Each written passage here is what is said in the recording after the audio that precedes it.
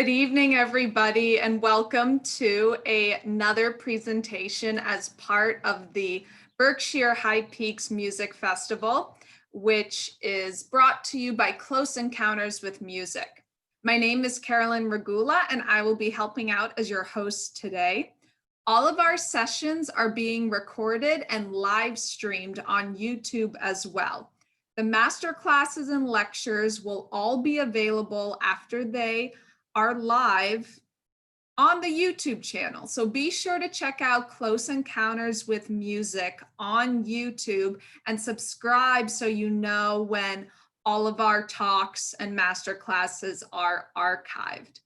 Please consider supporting Close Encounters with Music and our ongoing festival.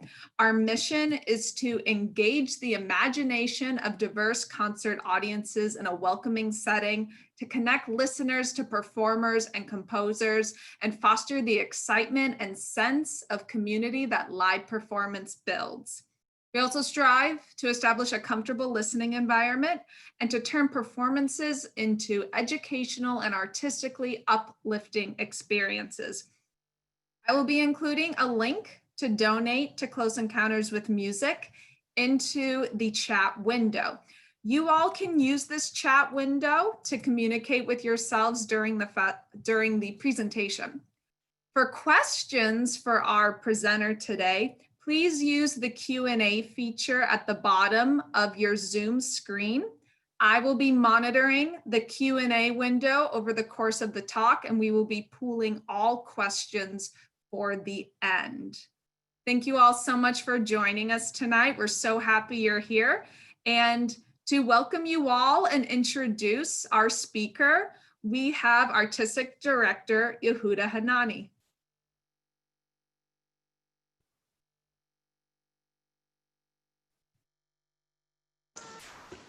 Thank you, Carolyn, and good evening to our 46 students, faculty, and friends who are watching tonight's presentation. Walter Ponce is a formidable pianist, a revered pedagogue. He was for many years the chair of the piano department at UCLA in California, and our friendship goes back to our student days. We both came to Marlborough at the same summer. He came to work with Sirkin and I came to study with Casals, and the friendship never stopped. Over the years, we played dozens and dozens of concerts together. And as we traveled, he always told me about how deficient the piano educational system was, how damaging it was pedagogically, psychologically, how it stifled creativity. It was really an ongoing and non-stop indictment of a tradition that everybody holds very high, and about 200 years of piano pedagogy. And it was very interesting to hear him talk about it. He did a lot of research. And he said to me, one of these days, I'm going to write a book about it. And he said, and the subtitle of the book will be, Why All Piano Pedagogues Should Go to Jail.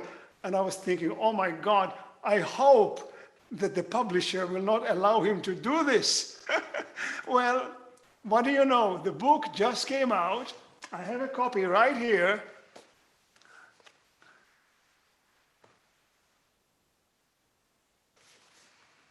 The Tyranny of Tradition in Piano Teaching.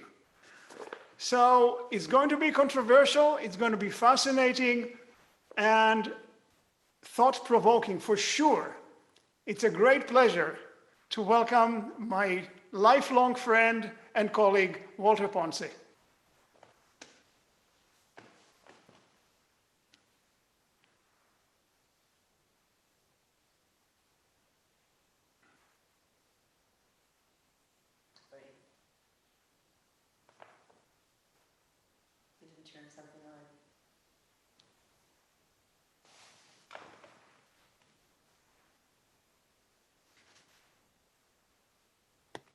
Do you hear me now?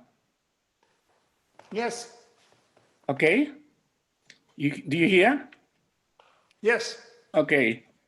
Well, Yehuda, I was hoping that you'll forget that I ever said why should most piano teachers go to jail, but you remember everything. You know, Yehuda, I have been blessed with 50 years of your friendship and artistry. Thank you, Yehuda. You could put the first slide on, which is the picture of the book.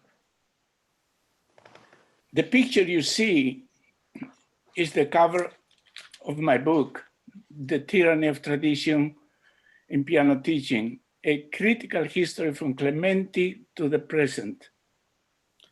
This book chronicles the legacy of Muzio Clementi, who is considered the first teacher, composer, and performer exclusively devoted to the widely popular new instrument called pianoforte. Clementi started many of the traditions of piano teaching, which became dominant throughout the next 200 years. In today's lecture, I will review only that part of the book that deals with the influences that inspired Clementi's philosophy and the consequences of his legacy.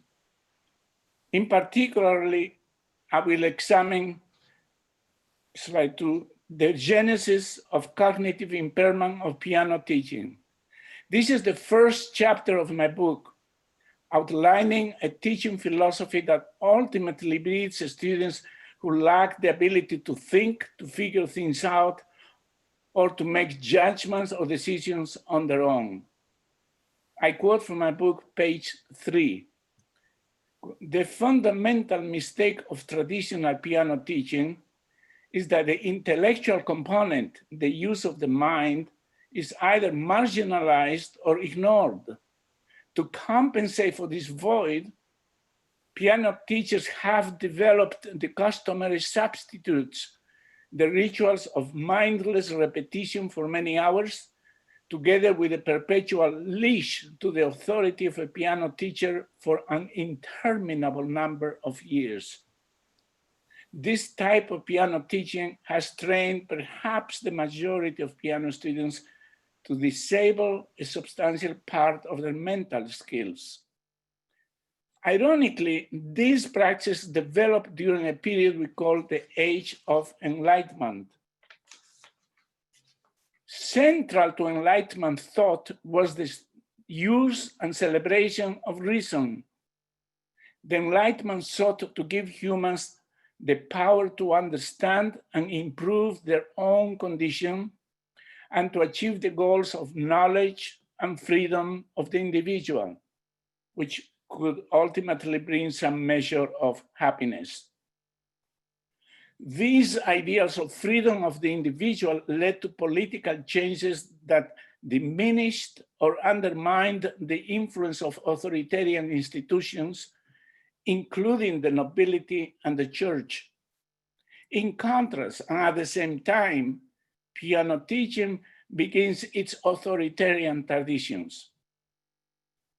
These divergences are represented by the contrasting philosophies of the two main figures of my book, Jean-Jacques Rousseau, whose book, Émile on Education, was my companion throughout the writing of my book, and Muzio Clementi and his magnum opus, Gradus ad Parnassum. Jean-Jacques Rousseau was the most prominent advocate of the principles, beliefs, and ethics of the Enlightenment. His life ran parallel to the early stages of the pianoforte's development. Born in 1712, a few years after Bartolomeo Cristofori built the first three keyboard instruments with hammers, the earliest phase of what we now call the modern piano.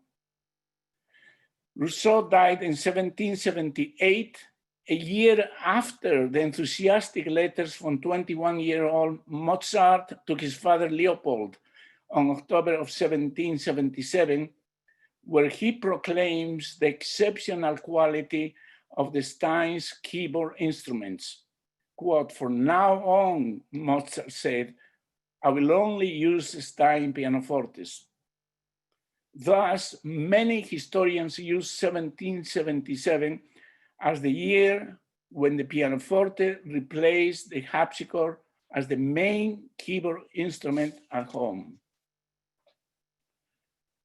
Rousseau may be better known for his books such as Social Contract, On the Origin of Inequality, or Confessions, but his book Emile, published in 1762, almost simultaneously with the Social Contract, exercised as much or perhaps even greater influence on contemporary society. This book inspired significant changes in the traditional methods of education throughout Europe. Rousseau's Emile is the foundation for discussions of piano teaching throughout my book. As I describe the objectives of the Enlightenment and the opinions of Rousseau, one must keep in mind how different those ideas were and are from the traditions of piano teaching started by Clementi. One of Rousseau's fundamental beliefs is to allow children the freedom to find their own voice. Rousseau believed that exemplary teaching must start with the recognition and respect for what's innate, and not with the imposition of a teacher's own patterns on the student. Quoting from Emile, "We must identify with their world and not impose ours. We must respect their minds, give them the freedom to think as well as the independence to shape their world." How different this is to the concepts of traditional piano teaching. Rousseau advanced the at the time novel idea that children's feelings should be treated with sensitivity, reverence, and respect. More than a century before the contributions of Sigmund Freud, Rousseau's Emile introduced the notion that children develop their personalities very early in life, and that the predispositions they receive at a young age have overpowering consequences. For Rousseau, the most important duties of a teacher were training and encouraging the doctrines of self-reliance and cognitive development. He believed that children should be imparted the confidence to figure things out for themselves and to develop the ability to make decisions on their own. Rousseau proposed an education that unfolds naturally according children, quote, from Emile, more true freedom and less dominion, to let them do more by themselves and to exact less from others. More true freedom, Rousseau believed, is the freedom and ability to think, which leads to the development of skills to solve problems, and that these two concepts generate creativity. These are the doctrines of self-reliance. For most piano students, these were unrepresentative notions of the traditional manner of piano instruction. Rousseau's concepts and designs on education began to take place not long after his death. For example, influenced by Rousseau, Germany started an entirely new educational system with different teachers for different subjects and ages. Firmly headed in the opposite direction were the emerging traditions of piano instruction. 15 years after the death of Rousseau, Louis XVI was executed, marking the triumphant culmination of the Age of Enlightenment and the end of monarchical absolutism. At the same time, 41-year-old Clementi was instituting the traditions of what were to become monarchical absolutism in piano teaching. Muzio Clementi was born in Rome in 1752 and moved to England in 1766 when he was 14 years old. He was a composer, concert pianist, theorist, impresario, conductor, music publisher, arranger, editor, piano manufacturer, and celebrated piano pedagogue. He died at 80 years old in 1832.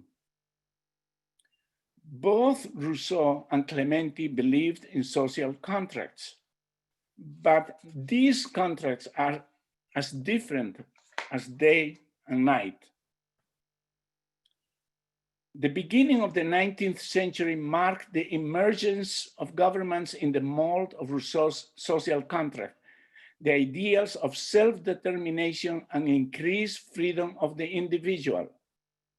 For Rousseau, it was the time to reassess and replace the Jesuit model, the long-standing practice of educating a young person with a single tutor for all subjects extending over many years.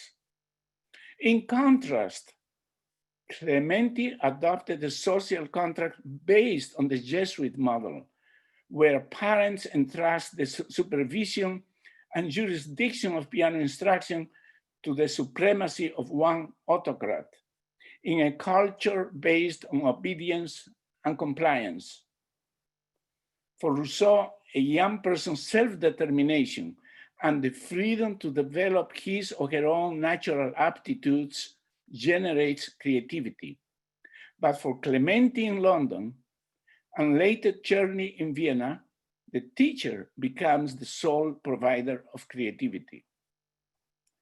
Thus, the piano instructor became an absolute monarch without any checks and balances or restrictions of time, whose tastes and beliefs the students had to accept faithfully, and in whose hands students entrusted their musical future.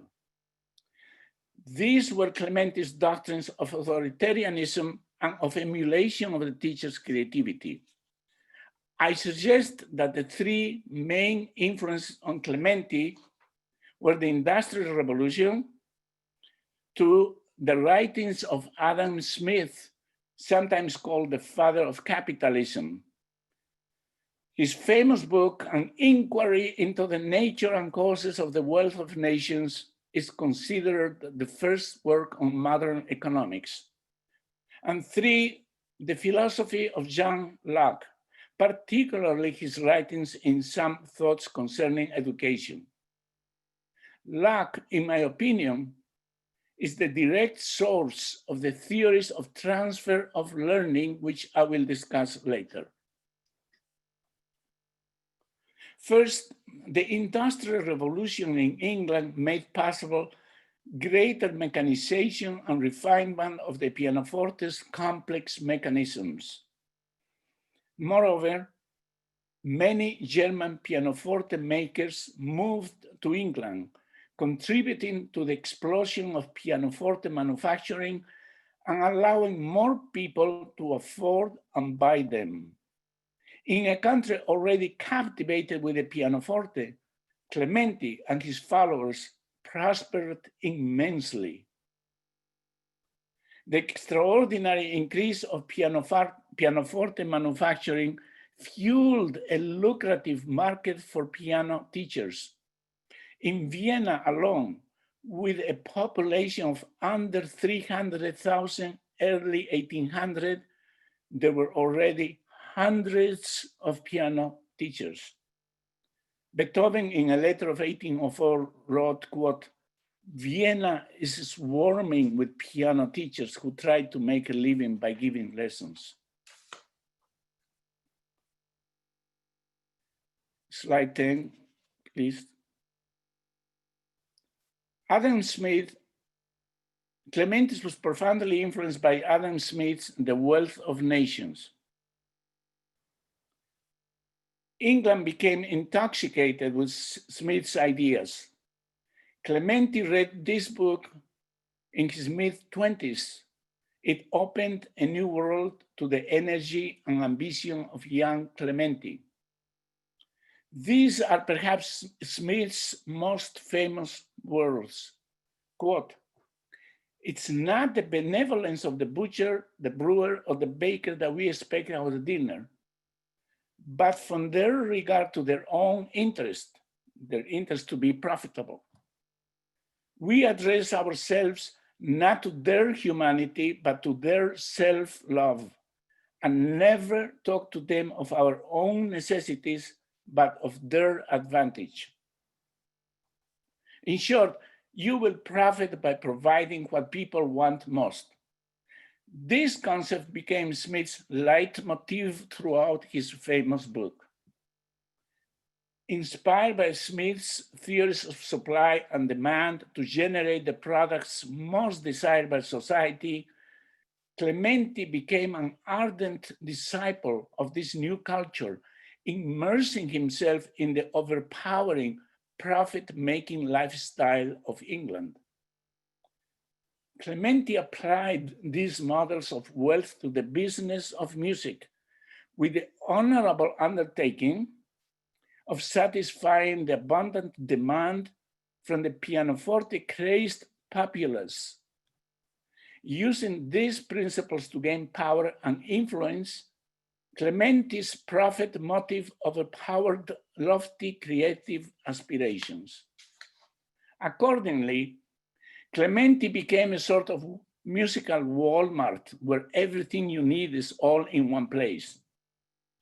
The student took piano lessons with the great Clementi, using compositions supplied and composed by Clementi himself, which he promoted ruthlessly, methods published by the Clementi Company, and playing on a pianoforte built by the Clementi factory, where some of the students volunteered as salesmen.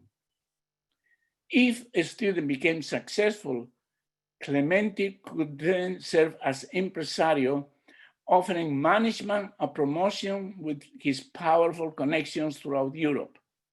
Clementi offered the complete package.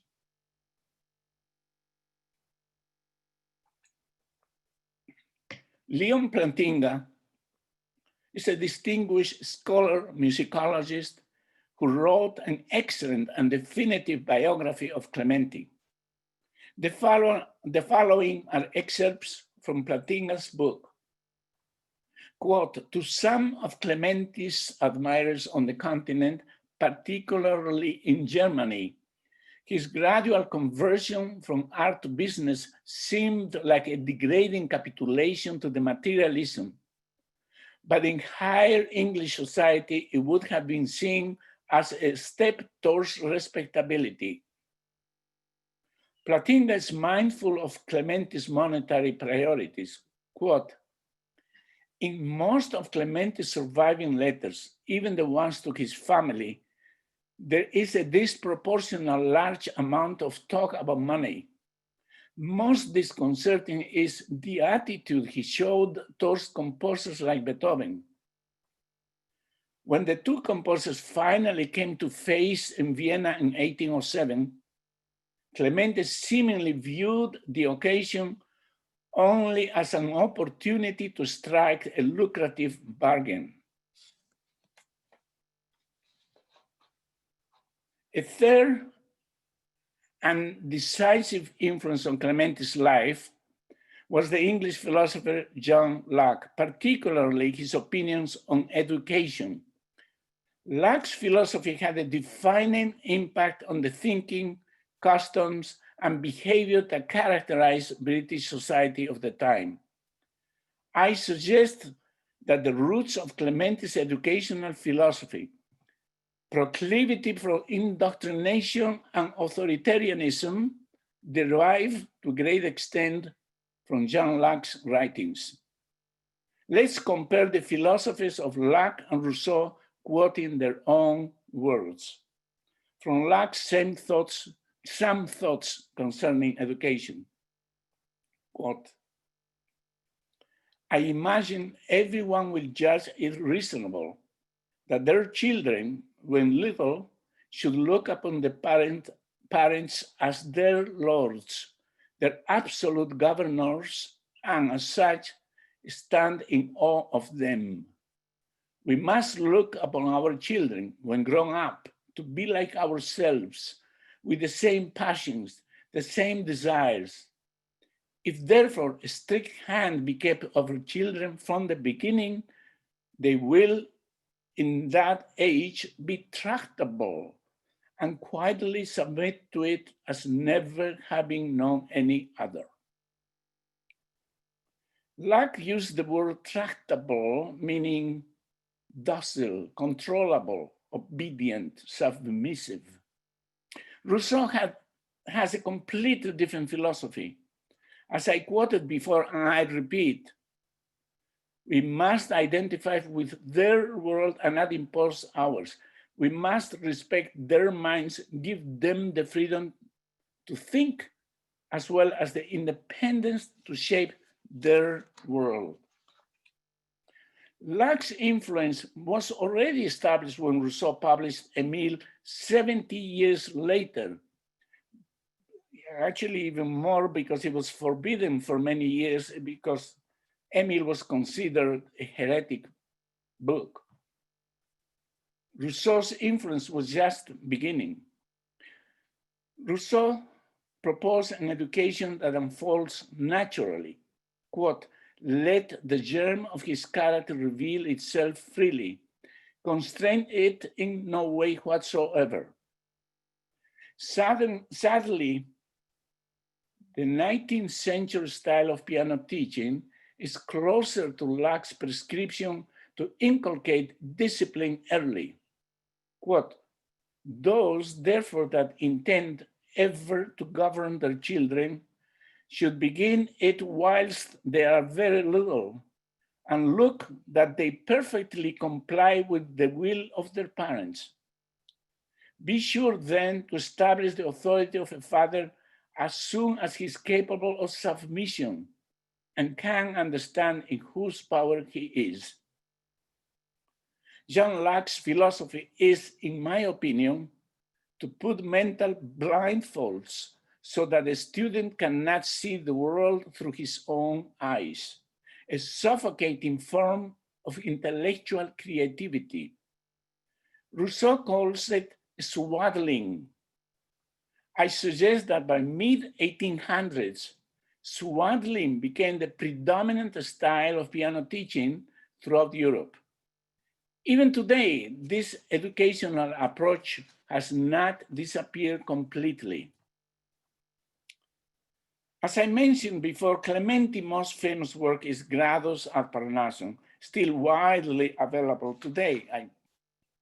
I checked in Amazon, they have about 8 different editions. Gradus ad Parnassum is, in my opinion, the mixture and application of Smith's profit-making principles and Locke's influence of authoritarianism.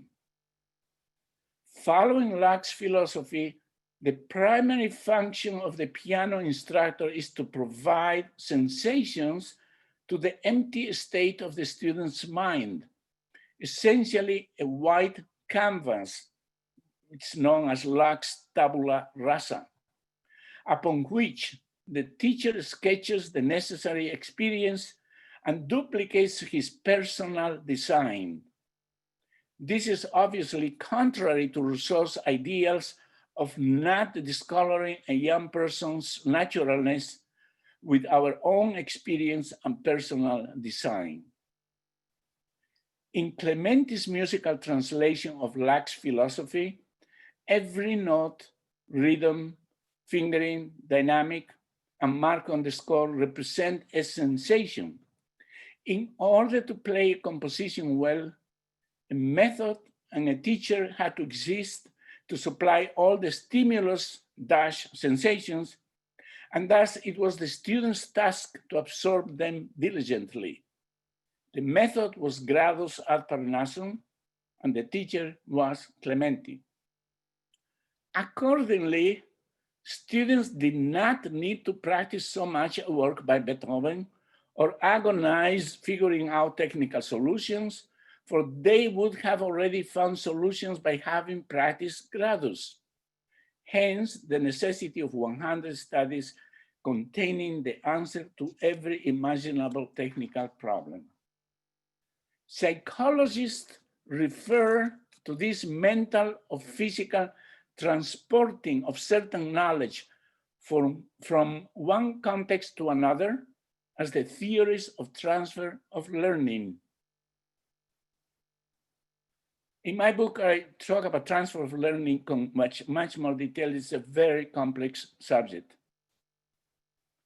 A belief persists even today that in order to play well Beethoven, Mozart, or any other composer, it's essential to first master one of the numerous books of exercises or studies, such as Clementi, Czerny, Hummel, Hanon, Pichna, Philip, etc.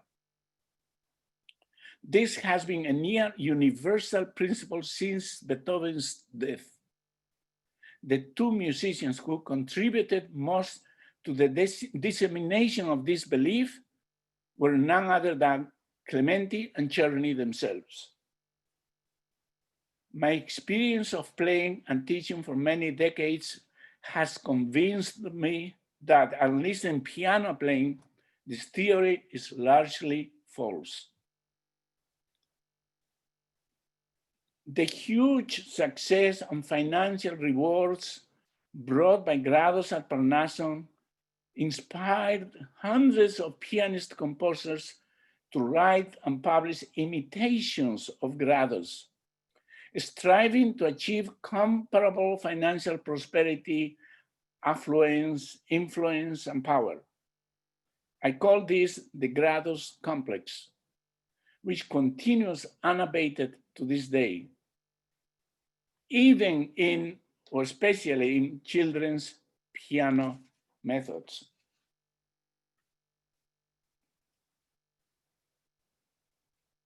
Some of the most prominent disciples and imitators of Clementi, of followers of what I call the Gradus complex, are in the list you see on the screen.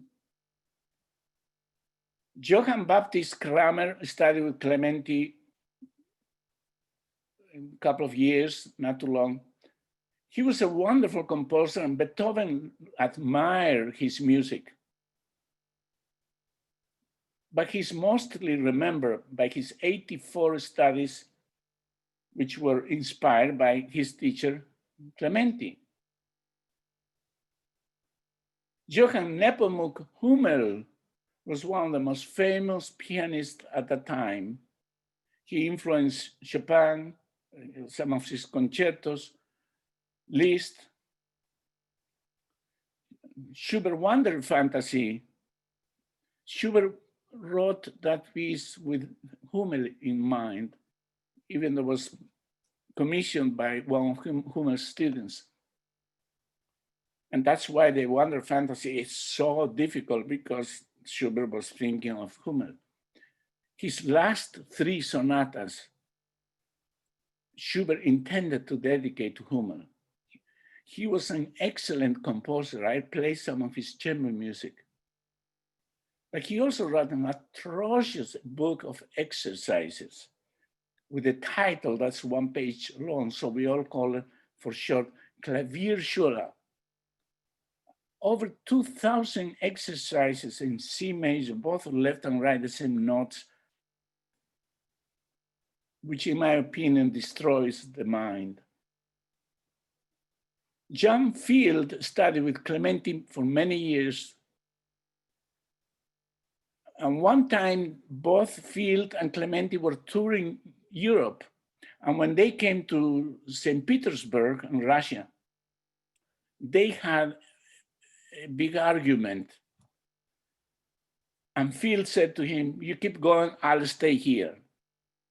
And John Field stayed in St. Petersburg and started what we call the Russian school, based on the principles and methods of Clementi, saturating students with loads of exercises, requirements of 8 or more hours of daily practice, and despotic, even cruel behavior. He died in 1837, and we'll refer to that year later. Friedrich Kalkbrenner was the main or the most important musician in Paris when Chopin and Liszt arrived to that town. Chopin, they had to get along with him. So Chopin dedicated his first concerto to him, and Liszt played the Kalkbrenner piano concerto several times. But he was vain, conceited, egotistical.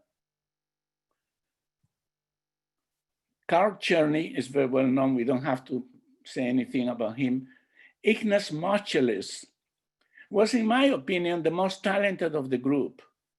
He was very close to Mendelssohn, and they shared the Jewish heritage. It was Moscheles that took Mendelssohn to London, meet Clementi, and eventually Mendelssohn made as many as 10 trips to London.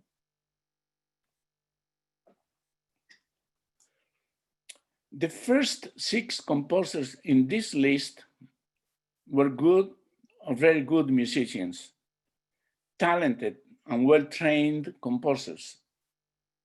Unfortunately, and strongly influenced by the gradus complex, they wrote dreadful exercise methods for which, sadly, they are now better known. But as the years went by, the quality of gradus imitators declined dramatically. The section where I describe the composers that follow in this list is called Inferno. And like Dante in La Divina Commedia, I descend and reach the 9th circle where I meet Hannon. Some of the principal musical tormentors are, starting with Friedrich Wieck. In my book, I write that I consider Wieck one of the worst piano teachers in the history of piano. He was, as you know, the father of Clara Schumann, father-in-law of Robert Schumann. And he wrote a lot of terrible exercises, which he wanted the students to play every day for several hours and play in different keys and memorize. He was a violent, heartless, brutal, cruel teacher, and his lessons were based on fear. Henry Herz taught at Paris Conservatory for 40 years. He wrote also a book called Scales and Arpeggios, but it has a lot of exercises which he required every student in the Paris Conservatory to practice. Louis Plaidy was a very good friend of Mendelssohn, and Mendelssohn invited him to teach in the Leipzig Conservatory. Grieg came to study with Plaidy, and after Plaidy gave him 100 different exercises to practice, Grieg got tired of he didn't like, and he quit. He went to somebody else. Camille Marie Stamaty was the most famous teacher in Paris at that time, which is why Saint-Saëns came to study with him. Saint-Saëns was named after him, Camille Saint-Saëns, after Camille Marie Stamaty. He was so famous. Stamaty studied with Kalkbrenner, and he constructed a steel bar just next to the keyboard. And he asked the students to put their hands on the steel bar and put some kind of mechanical device on top so that they don't move the wrist or anything else, only the fingers. Saint-Saëns, who was an extraordinary prodigy, some people say he was as a prodigy in the same level as Mendelssohn. He couldn't stand all this exercise and all these things, so he quit piano and became an organist. Adolf von Henselt is a very important figure in my book, and I spent about 3 or 4 sections talking about him rather extensively. When John Field died in 1837, Hensel found out and immediately went to St. Petersburg and took over John Field's piano class. And so from then on, and for many years, Hensel continued the Russian school, teaching especially the Klavierschule that he had learned from Hummel and all kinds of other exercises, unlike Field, with all the principles and methods of the Clementi school. And he demanded more than 8, 9, 10 hours of practice every day. He himself is famous for practicing more than 10 hours a day, which is why he couldn't play concerts, because he couldn't concentrate. He is a central figure in my book as the model for cognitive damage. Theodore Kullak, a student of Czerny,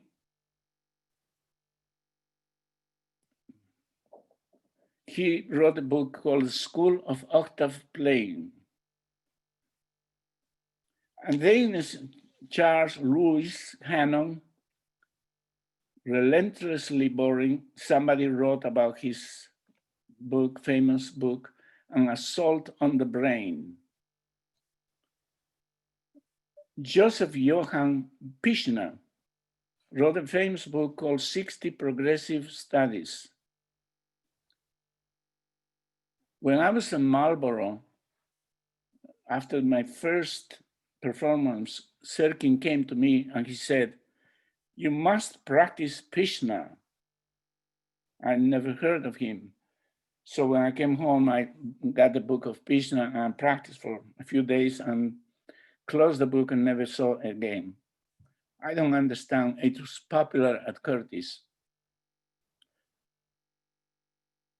Karl Tausig studied with Liszt, and he's actually better known because he is the one who did a Clementi edition of Clementi's 29 studies, selection of 29 studies. Isidor Philipp, already in the 20th century, Kalkbrenner pupil, he wrote a book, Complete School of Technique. Actually, he wrote several, but that's the one most famous. I think it's not just bad, but it's actually dangerous.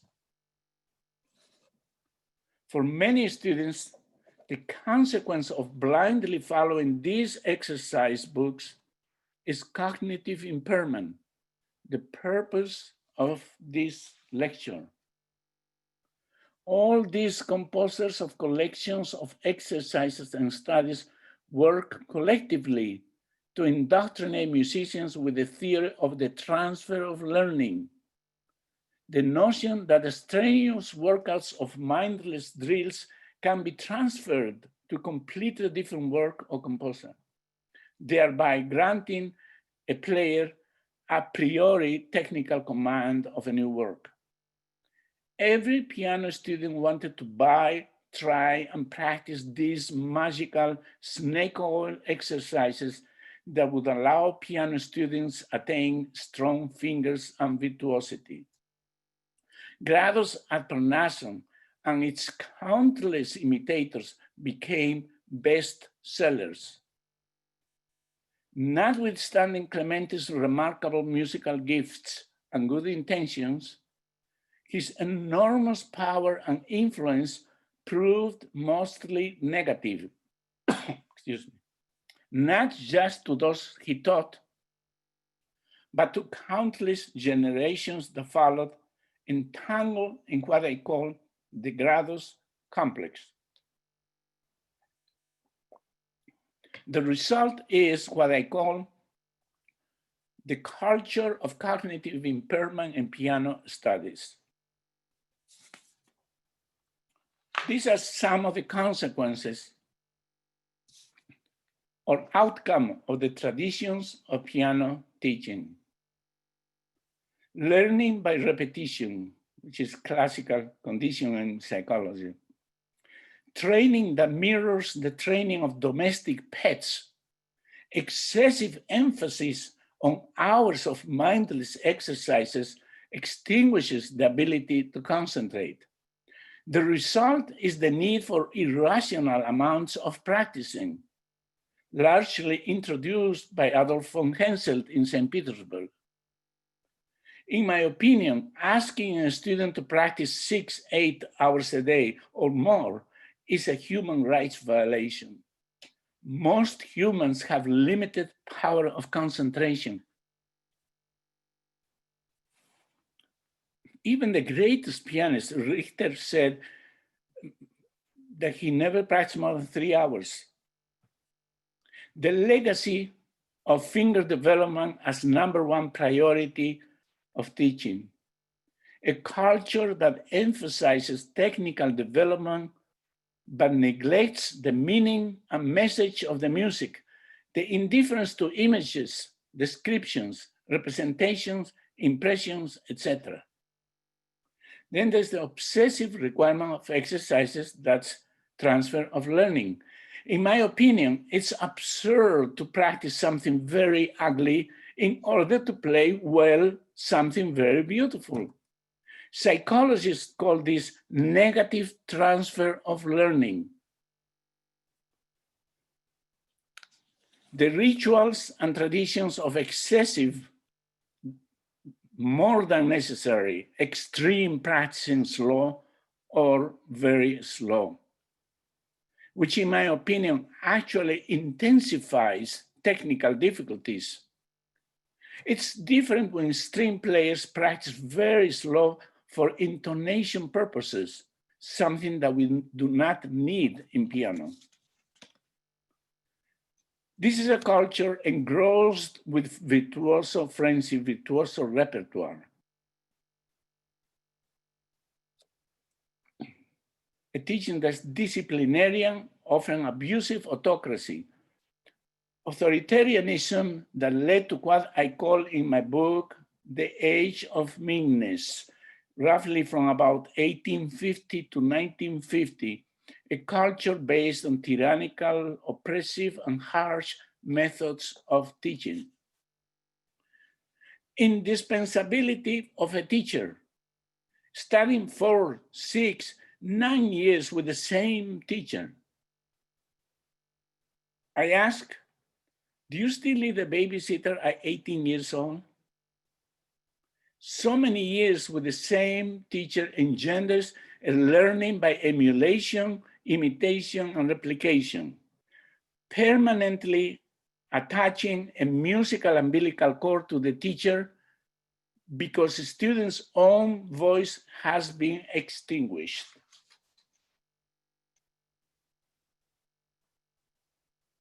Nowadays, there is greater knowledge, appreciation, and respect of the physical and emotional configurations of a human being.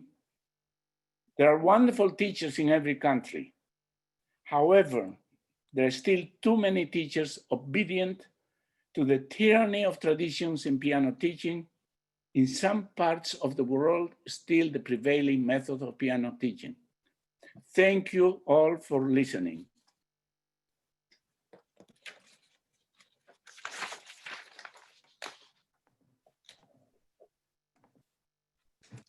Thank you so much for that incredible presentation on the content of your book. We're going to actually bring forward, before we take audience questions, we're going to bring forward a member of our piano faculty here at High Peaks to discuss some of these points with our presenter.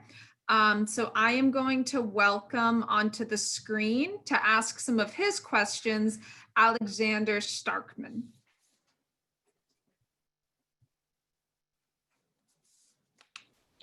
Yes, hello everybody, and thank you for your invitation introduction. And thank you for the fabulous and fascinating lecture, so rich on facts and so smoothly presented and very interesting topic. And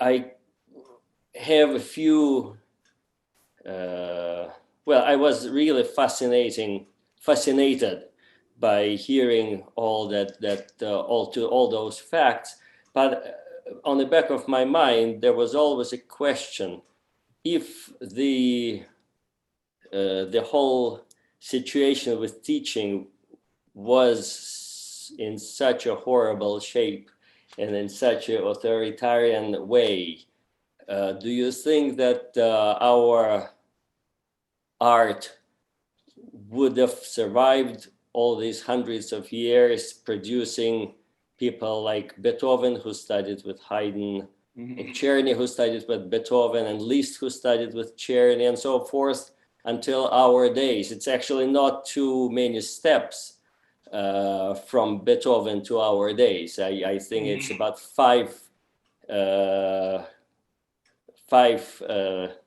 kins from that time to ours. And if the system of education, of music education, is such as you described, if you think that that's one and only way, what can you say about benevolence of Liszt, who had the array of highly individual, unique students who didn't ever charge for his lessons, talking about material side of this. And of course, people like Busoni, people like Bülow, they're all then products of this system. You mentioned Wieck, the father of Clara and Robert, but Robert, wasn't he a student of Wieck at some point? The same as Clara. Didn't she study, and who was one of the most famous pianists at the time, as far as I know. And so these are my points, and if you could maybe tell us a little bit more about your view on this, if that would be, I think, very, very interesting. Okay. I do speak on almost about every subject that you brought up right now. It's in my book. I talk about. Yeah, I'm sorry. I should have read your book. I wish I. No, it's okay. Don't worry about. Beethoven studied with Haydn composition, not keyboard playing. And it's interesting that Beethoven and Mozart, they never studied Czerny. They didn't exist yet. They never studied any exercises, and they were very good pianists. In fact, you could say a really phenomenal keyboard player was Johann Sebastian Bach, and his music is just extraordinary and difficult and virtuoso, right? He didn't have a teacher. And very early in, I say something which a lot of people don't agree with me. If you take the 50 greatest pianists today, nobody studied with a teacher after 18. Okay. Now some people say, "Oh, I know such and such," you know. That's if maybe I shouldn't say all of them. I say most of them. But most of them did not have a teacher after 18. The relationship between Liszt and Czerny is rather very complicated. First of all, Liszt studied with Czerny only 14 months. And in my opinion, and this I explain in the book, it was Czerny who learned more from Liszt than Liszt from Czerny. And it was not, Czerny did not write any etudes, anything before he started teaching Liszt. It was after he was so impressed with Liszt and Liszt left, Czerny was hurt, never forgave him for leaving him. And he blamed Adam Liszt, the father, for leaving him and going to Paris. It was only after Liszt left that Czerny started writing the exercises. So I always say that, in my opinion, I'm the only one who says that, it was Liszt who influenced Czerny and not the other way around. When Liszt wrote his transcendental etudes, he dedicated to my beloved teacher, Carl Czerny, something like that. And that was Liszt. He was one of the nicest human beings, most honorable, decent person. Not too many like him in the music world, but he was. And he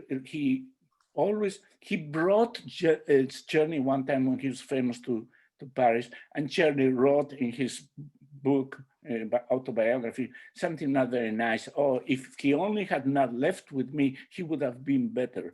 He was always bitter.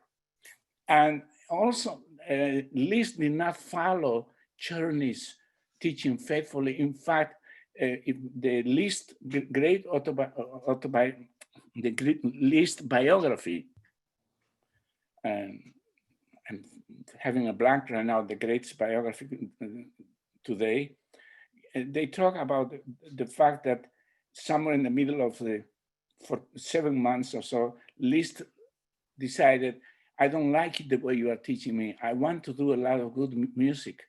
And Czerny immediately changed his way of teaching.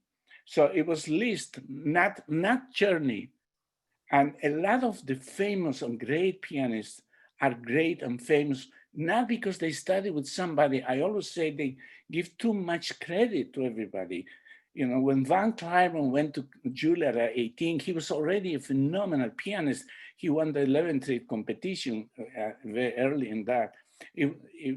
But like Liszt, Van Cliburn was extraordinarily honorable gentleman, and he always gave credit to Rosina Levine. I don't think she deserved, but that's the way he was. Vic was a terrible teacher, and both Clara and Robert, I go rather extensively about that relationship, and he wrote a book when after he retired, Vic. And what happened is that when they had good relations now, Robert Schumann and Vic, Robert Schumann read Émile Rousseau, and he was very impressed with the book. He gave that to Vic. And Vic was so impressed, he wrote a book saying the opposite of the way he taught for 60 years. Oh, how wonderful, how compassionate. In fact, one of the lines in that book, which I had one time, like almost a whole paragraph was taken word by word from Émile from Rousseau. And Clara Schumann and Robert Schumann, I write in my book, decided to teach exactly the way they were taught, the opposite of the way they were taught. They didn't want, their experience with the father and father-in-law was such that they decided we are going to be different. And that happens a lot with a lot of students. It has happened with me. I decided once, I don't want to teach the way I was taught. And Clara Schumann was devoted to his father. He never said anything nasty. And there are a lot of things that are not true that I write in my book a little bit about. So Vic has, and also there are reports that Clara Schumann may not have been as a good pianist as we think she was. There are reports that she was very stiff because the manner of teaching at that time, and Victor, that was not moving the wrist, not moving anything, just the fingers. That was the CPE Bach influence, which lasted for a long time. And that's why all these piano teachers up to late 1800s were teaching like Stamati with a bar on the piano so that they cannot move the wrist, all that. The point why there's so many great pianists, because they found their own voice, because they were independent of their own teacher. When you have a tremendous talent, and I don't want to mention names now, they think and they realize, I'm going to do this differently. I'm going to do this because it fits me. Whether the music or the technique, they will find their own way that fits them better, and they will play and they will become wonderful. But I say that teachers have too much credit. All the great pianists, it's not because they studied with somebody, it's because they had their own ability to figure things out by themselves. Thank you. Yes, I think that that's very interesting and satisfying. And one of the people I praise the most is Newhouse, or pronounced Nygaus. My students, they usually correct me. It's not Newhouse, Mr. Ponce, Nygaus. Okay. I really admire him tremendously, and that's the only book, the book he wrote about piano teaching. It's the only book I would recommend to anybody. Chapter 1 is called Following Images. Not about technique, it's how to first create an image in your mind so that then technique will be according to what kind of sounds you want to make. Newhouse, there are a lot of things I quoted him. He said, at a certain point, we don't teach anymore, we guide them. And that's what I did with Richter. And that's what I did with Gilels. You don't teach them, you guide them. You suggest things, you encourage them. And Richter loved him like a father for that, and always gave him credit for everything that he is. But he says also another thing which I quoted in my book: every teacher has to aim to be dispensable as opposed to indispensable. You go sometimes to college and you are 4 years and you want to leave, and the teacher gets angry. Why are you going to leave me? Because they feel they're indispensable. Newhouse or Nygaus says, we should give them the wings to fly on their own. That's what the teacher should try to do. Absolutely, couldn't agree more.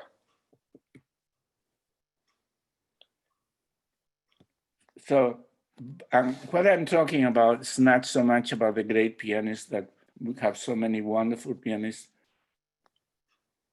but the average pianist, the hundreds and thousands of that in all these music departments in every college, university, and some of the conservatories.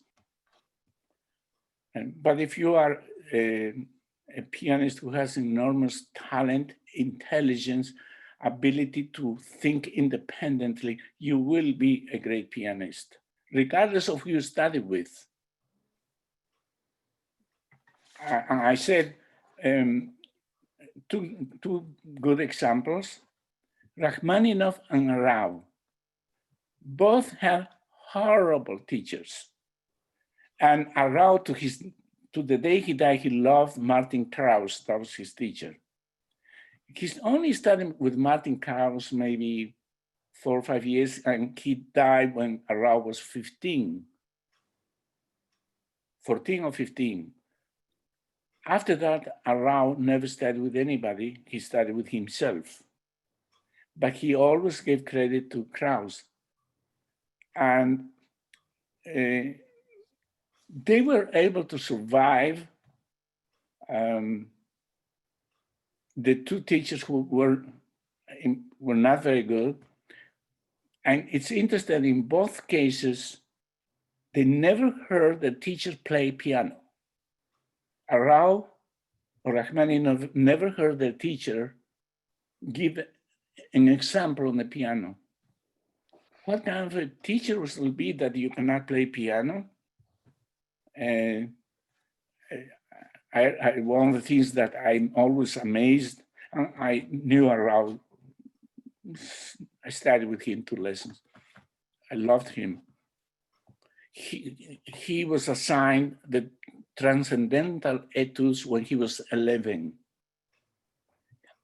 How could any intelligent human being do that to an 11-year-old? That's not right. So they were extraordinary pianists, historical, but they didn't have good teachers.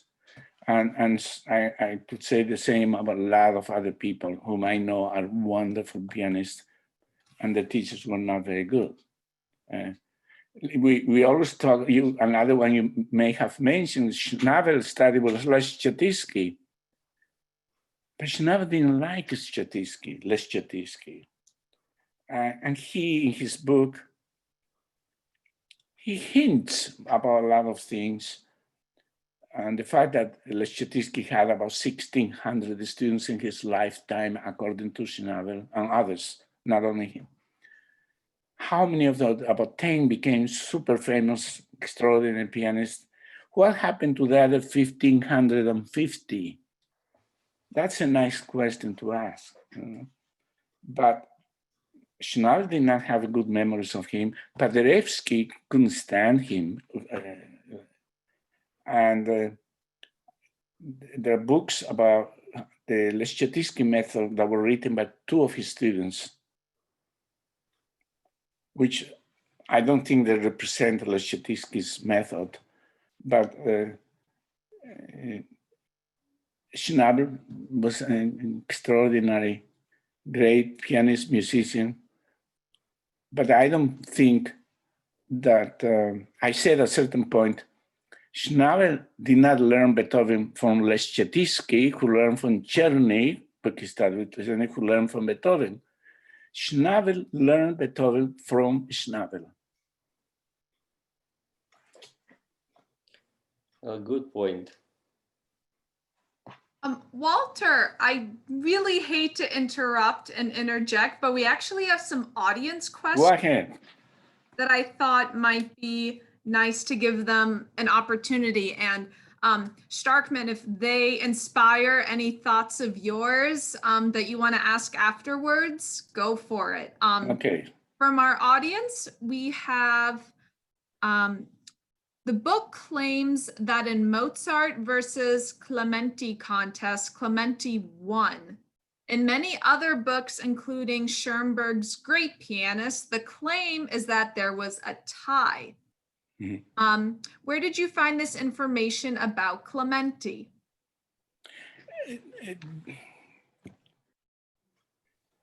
First of all, so many people have written about that so-called competition, which actually was not a competition, but they were asked to play. But the reason why I say Clementi won, because after that, Mozart's music went down and was almost forgotten. Mm-hmm. When Schnabel started playing some of the concertos, they were unknown. There was a famous writer, Amy Fay. She studied in Europe with all the most famous pianists, and then she came and she wrote a book about, which is everybody quotes her book because it was very good, very honest. And in her book, at a certain point, she says, she studied with Liszt, among others. And she said, I found out that Mozart wrote 9 concertos that are very good. Of course, he wrote 24, but just to show you how somebody who was totally 100% involved in the study of piano and studied with the most famous figures at the time, including Liszt and Weimar, they didn't know there were Mozart concertos. When Schnabel played some of them, there were premieres in most orchestras. Mozart's music went down, and there was also in some people saying that Mozart was for girls, you know. And on the other hand, Clementi became famous, and all the people all the followers were the great musicians. As I said, when Chopin and Liszt came to Paris, They were minor musicians. Hurst and Kalkbrenner were more important. Schumann, it was a less known composer. Brahms was, Liszt never played a piece by Brahms, but he played the others because it was, right? So I'm saying that the culture of the Clementi following during the 19th century was such that you have to say that he won the competition, not because there was a jury that said, and the winner is. I say he won because during the 19th century, it was a Clementi century, while Mozart's music almost disappeared completely. And it was not, it was only started coming back at the end of the 1800s. And I explained about why that music, there was a renaissance of piano playing at that time when the Clementi school was being rejected.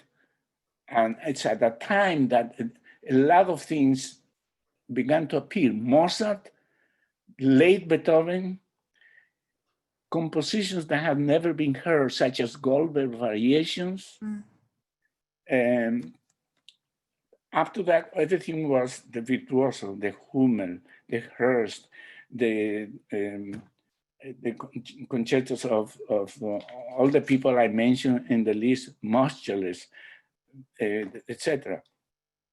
So I said that only because what happened in the 19th century. There was no jury that said, you are the winner. I see. Thank you. Thank you for clarifying about that. I have a two-part question. Someone was curious about the book's claim about Hanon exercises being the best sellers over the years, even today. They were wondering if that was a strict fact or if that was an educated guess.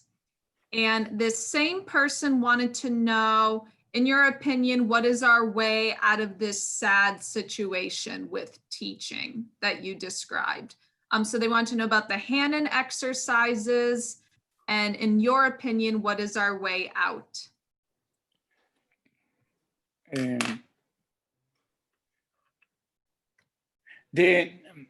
It's an educated guess about, say, the Hanon is the best seller, because if you look at the Amazon, for example, there's so many editions of Hanon, and now there's Hanon, blue Hanons, and just Hanons, and Buki Hanon, and all these Hanons, and almost every student is giving Hanon. It's an educated guess. Also, it's never stopped. Right? Some people don't play a lot of Bach, some people don't play a lot of Debussy or Bartok or Shostakovich or Brahms, but they play Hanon. So it's educated guess. I may be wrong. But then who will be the best seller among piano music? I don't know. Regarding the other question, how do you get out? We are getting out of that because things have changed. As I said at the very beginning, now there's more consideration about the physical and psychological, what we human beings, what's good and what's bad for us. There's much more knowledge about what is hurtful for the hands. Leon Fleischer has been instrumental in teaching us what's bad and what's good. He has been probably the most influential teacher in the last 50 years. And he's one of the most extraordinary teachers, piano teachers, musician, pianist, everything. He's just a great, great man. And he has written a lot about this. He has given interviews. And so what happens that now we have better teachers. I know at least 2 or 3 teachers at Juilliard who are wonderful.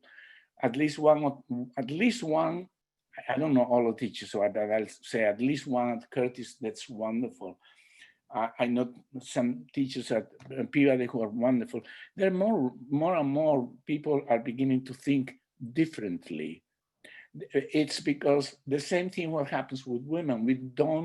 There's more knowledge how you treat a woman, before how do you treat a child, how you treat a piano student.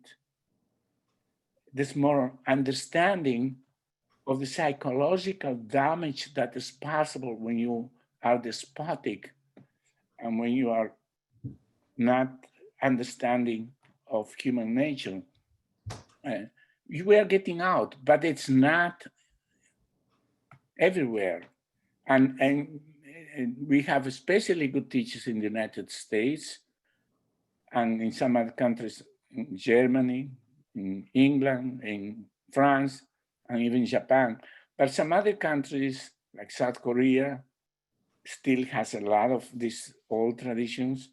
Some parts in China, some old republics from the Soviet Union still teach the Jean Field, Adolf von Henselt way, and they don't want to change. But you have to know whom to work with.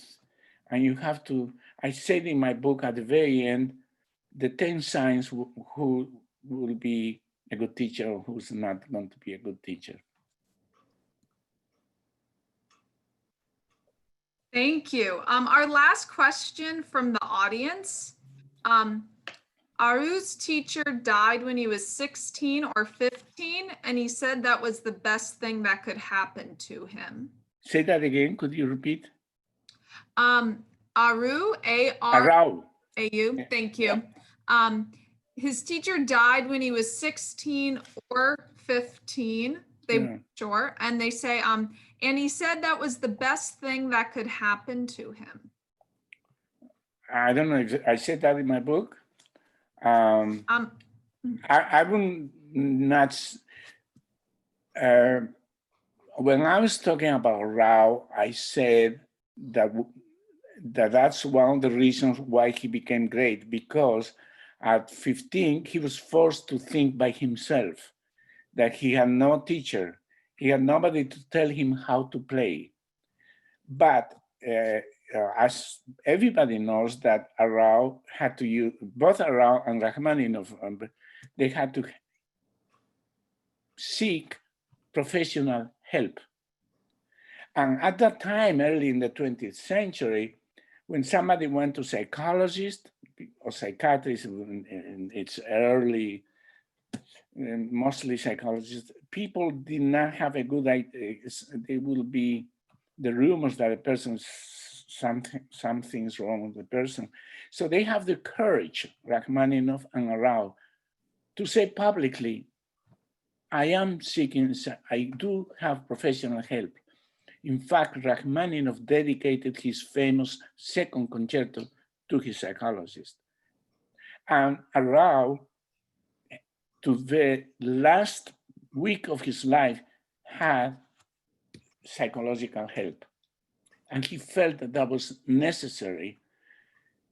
And I said that in both cases, Rachmaninoff and Rao, that was necessary because they had to suffer a lot with the jail in which they had to be for 3-4 years.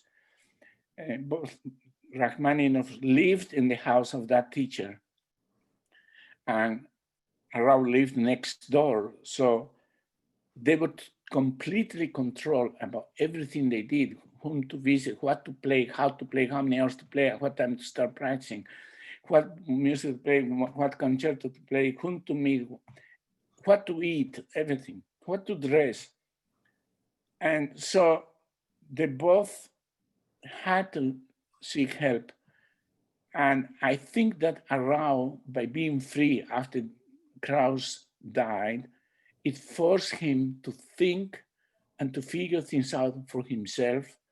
And he became a rather unusual pianist. He was not the usual virtuoso like everybody else. He was a profound musician. Sometimes when I was young, I did not quite appreciate him as much as I appreciate him now. But why? Because he was not like everybody else. He was not like Rubinstein, Horowitz. He was not a virtuoso. He was a profound musician. And he did become great on his own merits. So what would have, you could speculate that if Krauss had lived 5 more years, I think Arab would have still been very good, but maybe his problems would have been overwhelming. We don't know. That's a speculation. I see. Thank you for that. And I will say in our chat, we are getting a lot of comments on people who have really enjoyed reading your book. One of them is from an Arena Vero who says, thank you again. Again, your book is excellent, definitely thought-provoking. And I wanted to take the time on behalf of High Peaks to thank you for coming on and telling us about your book, and also for Starkman for giving your input to us. But thank you for sharing your book and your knowledge with us. And thank you for inviting me. Thank you, Yehuda. Thank you, Alexander, for your comments. Thank you and everybody else there. You are doing a wonderful work. It's extraordinary and necessary at this time. Thank you. It was my pleasure. Our pleasure too. And again, we are having online events and presentations like this throughout the week. And I will include a link for our High Peaks Festival calendar. And if you go there, you can learn more about our festival, and you can also register for our presentations and master classes. They are all free and open to the public to watch over Zoom.